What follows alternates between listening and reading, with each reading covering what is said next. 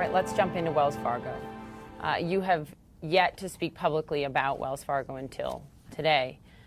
Wells Fargo has admitted to creating some 2 million fake accounts over at least 5 years. This is a scandal that cost the CEO his job. It cost 5,300 hourly employees, workers, their livelihood and their jobs. Berkshire is the largest shareholder in Wells Fargo, owning just about 10% of the bank. You personally own about 2 million shares.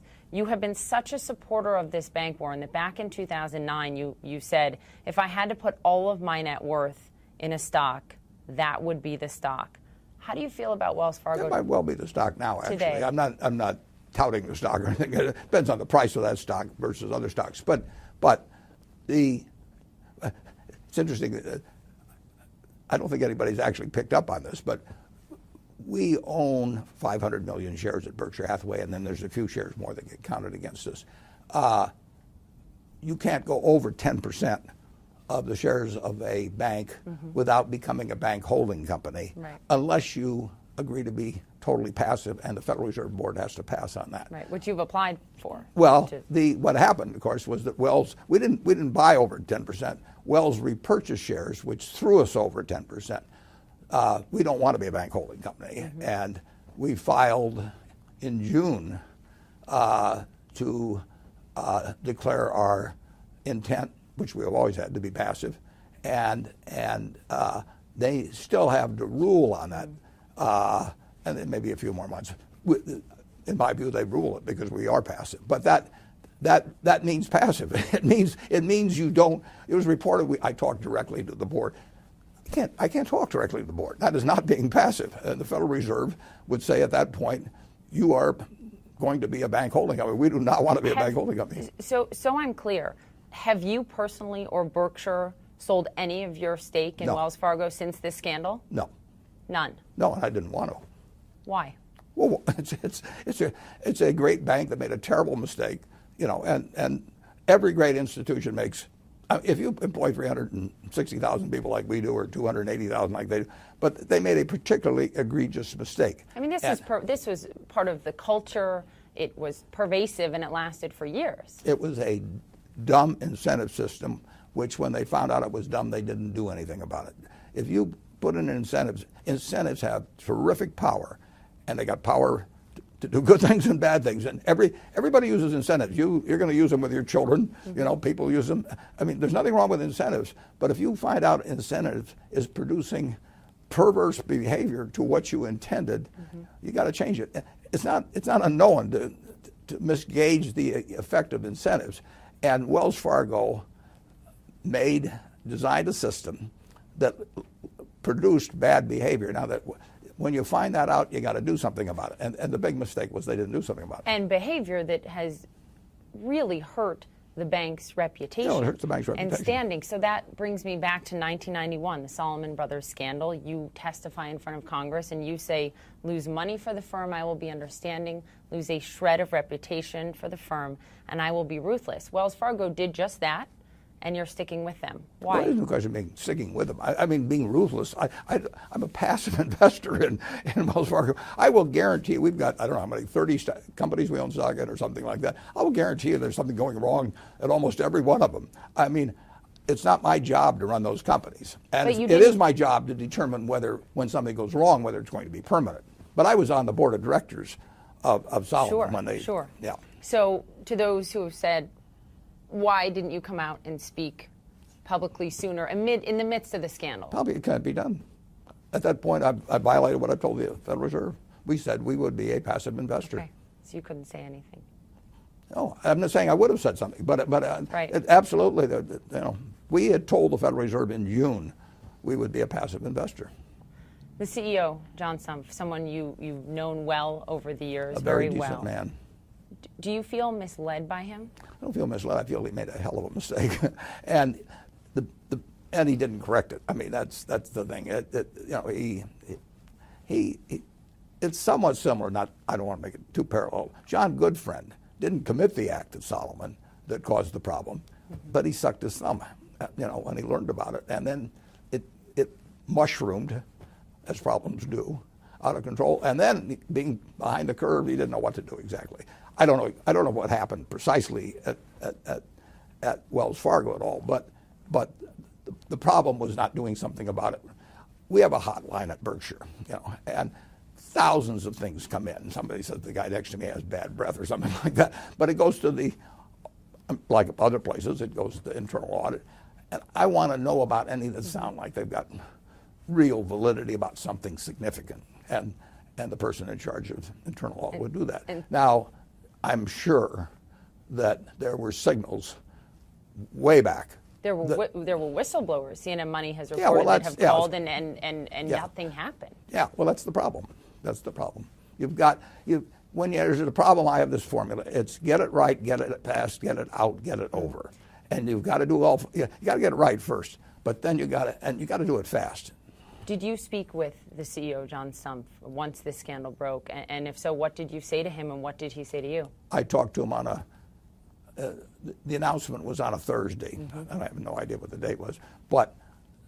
And then I watched him on Jim Cramer on CNBC, and I thought he did not get the gravity of what he was involved in based on talking. So the next morning, I called him, and I just basically said, I don't think you've gotten the gravity of the situation. I've seen that before in other things. John Goodfriend didn't. John Goodfriend thought what happened to Salmi actually said this was a traffic ticket.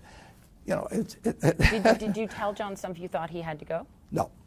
What did he say to you? I just said, I think, I don't know the exact words, but I said, I don't think you understand the gravity of this.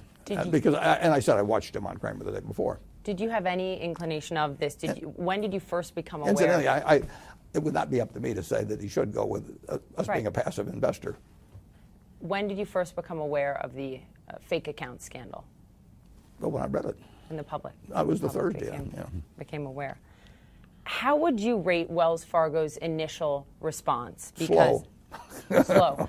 Senator Elizabeth Warren called it gutless leadership, and some have said they put the blame far too much on lower-level employees.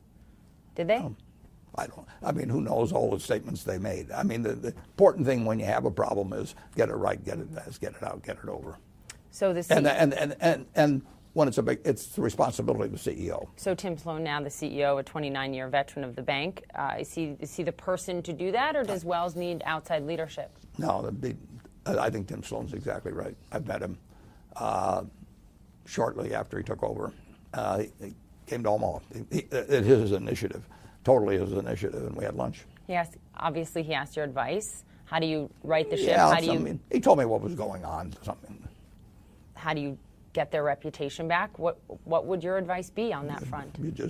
You start from where you are and you work forward, and you've got trust to rebuild, and you've got an incredible institution. I mean, in terms of the impact on business, it's minor. I mean, they weren't making any money off the program; they were losing money. So it isn't like something they were doing that was hugely profitable or anything of the sort. But in terms of the people that are there, in terms of outside public, it takes time to restore trust.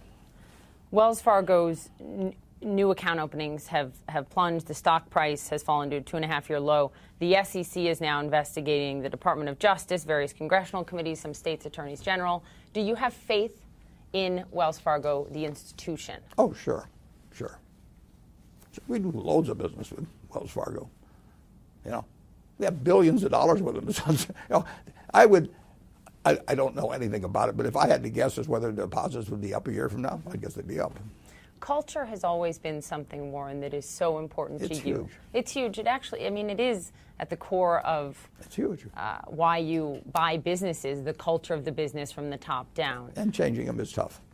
Was there a flawed culture within the bank? Well, the very act of not correcting the problem affected the culture. My guess is that the culture, everything I know about it, and I don't claim intimate knowledge, the culture was pretty good, and the incentive system corrupted people. If you leave the petty cash of a large company, right near the door where people leave every day, and just have the petty cash there, you don't bother to buy a safe or anything of the sort, you are going to some people are going to succumb to that otherwise would behave pretty well. And when people see other people succumbing to it, they will do it. Cultures shift, and you can affect that culture. You can't affect it in a hurry, but you can turn it for the better or for the worse by your own actions. That's why they put in cash registers. That's how John Patterson sold cash registers. He said, if you've got a cash drawer as opposed to my national cash register, you're going to make people behave worse than they would if you had the proper safeguards. Let's talk about the amount of money that John Stumpf has left with. He's left Wells with a $130 million package. He did have $41 million of that compensation clawed back. Is that right? You can judge whether anybody that runs a business, whether it's right, the amount that they get voted, but the shareholders and the directors put, they have a proxy statement that thick, and if he's earned it, there's probably part of a contract that describes the conditions under which. Sure. Yeah. So outside of the contract, because before in the past you've talked about, what some would deem as excessive compensation packages, and you've said, if I were the American shareholder, I'd get a little bit irritated with these goodbye kisses. Those are your words. Yeah. I still am, but not. I'm not. That's not in any way related to John Stumpf. No. I mean, the pay packages of American CEOs have taken very good care of themselves. 5,300 employees don't have a job at Wells Fargo anymore. So for them to see John Stumpf leaving with that amount of money, hard to stomach. Well, that's been repeated time after time after time in American business. I mean, you looked at thousands of banks, at least hundreds of banks will say that have failed. Did they have clawbacks on any of those? What do you think the lesson is? Certainly a big, huge lesson learned when you came in to help right the ship at Solomon, back in 91. What's going to be the lesson learned here, do you think, for the sector? The lesson is anytime you get any indication that any policy is leading to bad behavior, get on it quickly. And just any problem, when you attack it early. My partner Charlie says, an ounce of prevention isn't worth a pound of cure. He says an ounce of prevention is worth a ton of cure. You'll make mistakes. And the question is, do those mistakes fester and become a cancer on the organization or anything of the sort? But you better learn to deal with mistakes in business because you're going to make them. I made a lot of them, and that's part of the job is not just taking the kudos. Part of your job is learning to deal with mistakes, and frequently they can be mistakes of people under you made.